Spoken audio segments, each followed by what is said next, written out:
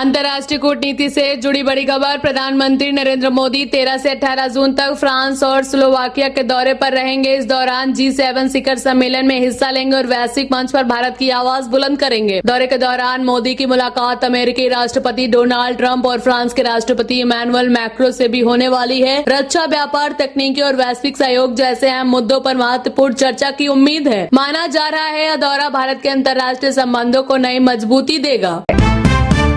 पश्चिम बंगाल की राजनीति से तृणमूल कांग्रेस में जारी अंदरूनी उठापटक के बीच ममता बनर्जी ने बड़ा संगठनात्मक फेरबदल किया है। पार्टी युवा इकाई के अध्यक्ष सयोनी घोष को पद से हटाकर अनवर बनर्जी को नई जिम्मेदारी सौंपी है। वहीं कई अन्य अहम पदों पर भी बदलाव किए गए हैं। माना जा रहा है कि यह कदम पार्टी में बढ़ते असंतोष और बगावत की अटकलों के बीच संगठन को मजबूत करने की रणनीति का हिस्सा है।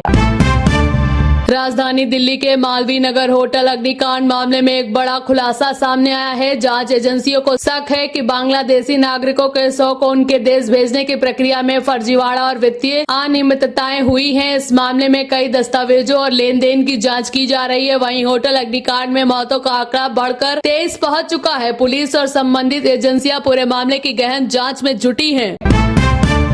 मौसम को लेकर देश के कई राज्यों में मौसम का मिजाज पूरी तरह बदलने वाला है। मौसम विभाग ने उत्तर प्रदेश, मध्य प्रदेश, राजस्थान, बिहार में बारिश की संभावना जताई है, जिससे लोगों को भीषण गर्मी से राहत मिल सकती है। वहीं दूसरी ओर महाराष्ट्र और गुजरात के कई इलाकों में हीट वेव का अलर्ट जारी किया गया है। प्रशासन ने लोगों से सतर्क रहने और जरूरी एहतियात बरतने की अपील की है। मौसम इस बदलते रुख पर सभी की नजरें बनी हुई है। अंतर्राष्ट्रीय स्तर से ईरान ने होर्मुज जल डमरू मध्य से गुजरने वाले जहाजों पर नए शुल्क और टैक्स व्यवस्था को लेकर सख्त रुख अपनाया है। रिपोर्ट्स के मुताबिक ईरान इस रणनीतिक समुद्री मार्ग से गुजरने वाले वाणिज्य जहाजों से राजस्व वसूलने की योजना पर आगे बढ़ रहा है। साथ ही अमेरिका से अपने फंड जारी करने की मांग भी की गई है। इस कदम से वैश्विक तेल आपूर्ति और समुद्री व्यापार पर तनाव बढ़ने की आशंका जताई जा रही है। बेंगलुरु से एक अनोखा विरोध प्रदर्शन चर्चा में है। राज्य के शिक्षा मंत्री के इस्तीफे की मांग को लेकर प्रदर्शनकारियों ने सड़क पर उतरकर कॉकरोच पार्टी का आयोजन किया है। प्रदर्शनकारियों का आरोप है कि सरकारी स्कूलों और छात्रावासों में छात्रों को दिए जा रहे भोजन की गुणवत्ता बेहद खराब है, जिससे कॉकरोच मिलने की शिकायतें सामने आई हैं। इस अनोखे प्रदर्शन ने राज्य की राजनीति में हलचल बढ़ा दी है। सरकार पर जवाब देने का दबाव बढ़ गया है।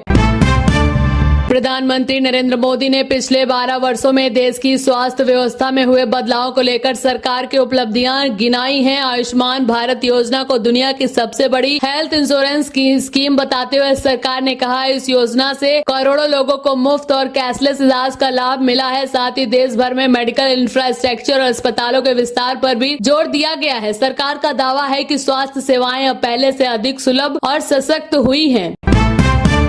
तृणमूल कांग्रेस के भीतर एक बार फिर राजनीतिक घमासान तेज हो गया है। वरिष्ठ नेता कल्याण बनर्जी के हालिया बयान के बाद पार्टी के अंदरूनी मतभेद खुलकर सामने आते दिख रहे हैं। उनके बयान में अभिषेक बनर्जी की भूमिका और संगठन में फैसलों को लेकर सवाल उठाए गए हैं। इस मुद्दे ने टीएमसी के भीतर चर्चा और असहजता बढ़ा दी है। पहले से जारी संगठनात्मक फेरबदल के बीच यह नया विवाद पार्टी के आंतरिक राजनीति को और गरमा रहा है।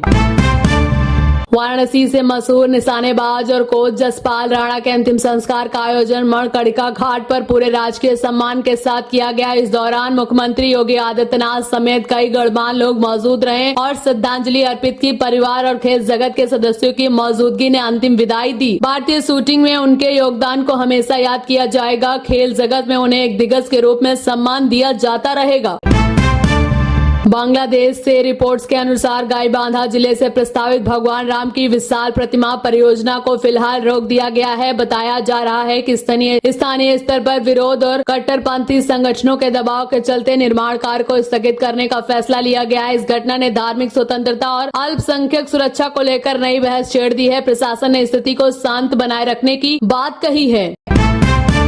राजस्थान से वाहन स्क्रैपिंग से जुड़ा एक बड़ा घोटाला सामने आया है। आरोप है कि पुराने वाहनों को स्कैम करने के नाम पर फर्जी सर्टिफिकेट जारी किए जा रहे थे। सरकारी डिस्काउंट का गलत इस्तेमाल किया जा रहा था। रिपोर्ट्स के अनुसार यूपी और दिल्ली तक वाहनों को भी इस फर्जीवाड़े में शामिल दिखाया गया है। जांच एजेंसियां पूरे नेटवर्क की जांच जुट गई हैं। इस मामले ने वाहन स्कैम नीति को पारदर्शिता पर गंभीर सवाल खड़े कर दिए हैं। अयोध्या से राम मंदिर निर्माण समिति के अध्यक्ष नपेंद्र मिश्रा ने कहा कि केवल निर्माण कार्य से जुड़े हैं और चढ़ावे से जुड़ा मामला ट्रस्ट का अतिरिक्त विषय है। वहीं मंदिर में दान को लेकर चल रही कथित अनियमितताओं की जांच के लिए उत्तर प्रदेश सरकार ने SIT का गठन किया है। 3 वरिष्ठ अधिकारियों की टीम पूरे मामले की जाँच करेगी। सरकार ने पारदर्शिता और सख्त कार्रवाई का भरोसा दिलाया है।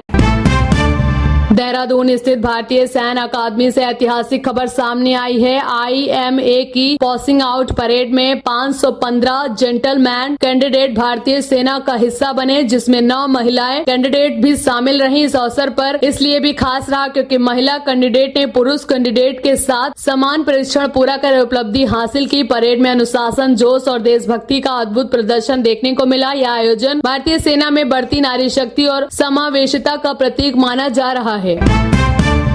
अंतर्राष्ट्रीय स्तर से अमेरिकी राष्ट्रपति डोनाल्ड ट्रंप द्वारा ईरान के खार्क द्वीप और उसके प्रमुख तेल ठिकानों पर हमले और नियंत्रण की धमकी ने वैश्विक तनाव बढ़ा दिया है। रिपोर्ट्स के मुताबिक खार्क द्वीप ईरान के तेल निर्यात का सबसे अहम केंद्र है, जिससे टकराव की स्थिति में ऊर्जा आपूर्ति पर बड़ा असर पड़ सकता है। इस घटनाक्रम के बाद मध्य पूर्व में हालात और अधिक तनावपूर्ण हो गए हैं। वैश्विक बाजारों में चिंता बढ़ गई है।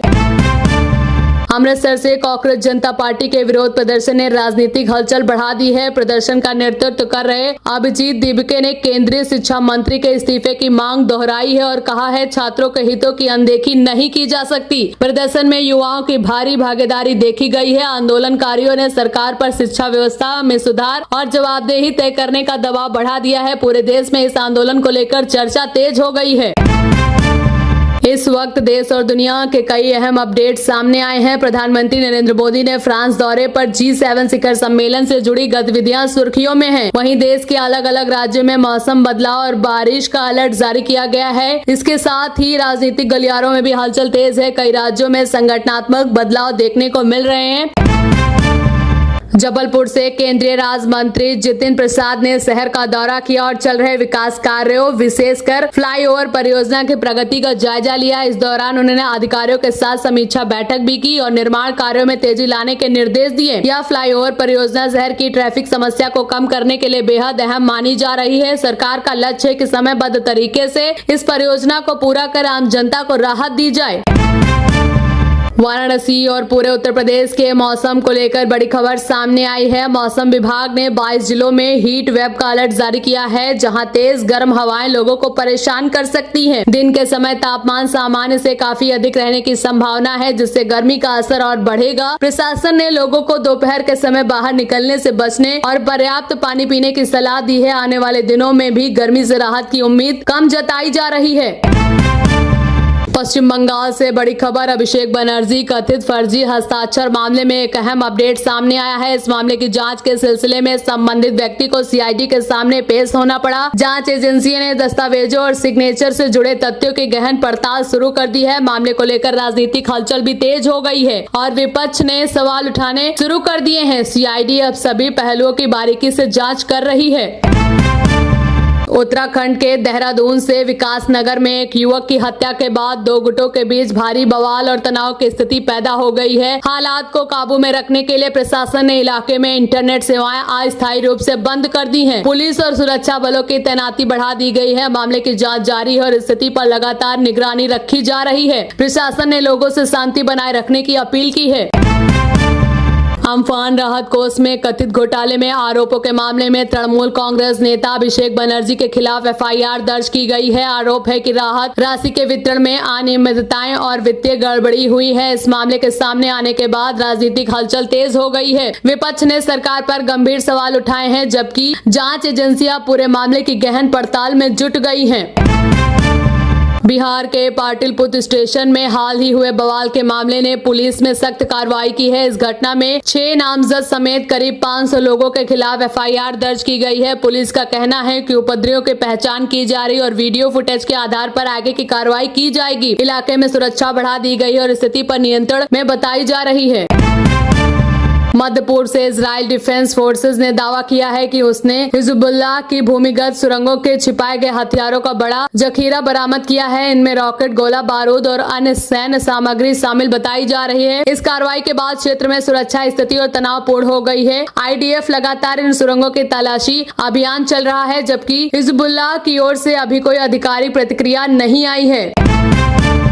अफ्रीकी देश कांगो से बड़ी स्वास्थ्य संबंधित खबर सामने आई है। इबोला वायरस के मामलों में लगातार बढ़ोतरी दर्ज की गई है और अब कुल संक्रमितों की संख्या 710 तक पहुंच गई है। स्वास्थ्य एजेंसियां स्थिति पर नजर बनाए हुए और प्रभावित क्षेत्रों में इलाज और रोकथाम के प्रयास तेज कर दिए गए हैं। संक्रमण फैलाने की आशंका को देखते हुए सतर्कता बढ़ा दी गई है। प्रशासन ने लोगों से सावधानी बरतने और स्वास्थ्य दिशा निर्देशों का पालन करने की अपील की है। बिहार की राजधानी पटना से पाटिल पुत्र स्टेशन पर छात्रों के प्रदर्शन के दौरान जमकर हंगामा हुआ। स्थिति हिंसक हो गई। प्रदर्शनकारियों ने पथराव किया जिसमें कई पुलिसकर्मी घायल हो गए। हालात बिगड़ने पर सुरक्षा बलों की अतिरिक्त तैनाती करनी पड़ी और भीड़ को नियंत्रित करने के प्रयास किए गए। प्रशासन ने मामले की जांच शुरू कर दी और उपद्रव में शामिल लोगों की पहचान की जा रही है। तेलंगाना से बड़ी खबर। भद्राद्री कोठागुडेम जिले में भूकंप के हल्के झटके महसूस किए गए जिससे लोगों के कुछ देर के लिए दहशत फैल गई। झटके महसूस होते ही लोग अपने घरों से बाहर निकल आए। हालांकि अब तक किसी तरह से के जान माल के नुकसान की कोई सूचना नहीं मिली है। प्रशासन ने स्थिति पर नजर बनाए रखी और लोगों से अफवाहों पर ध्यान न देने की अपील की है। विशेषज्ञ भूकंपीय गतिविधियों की जाँच में जुटे हैं।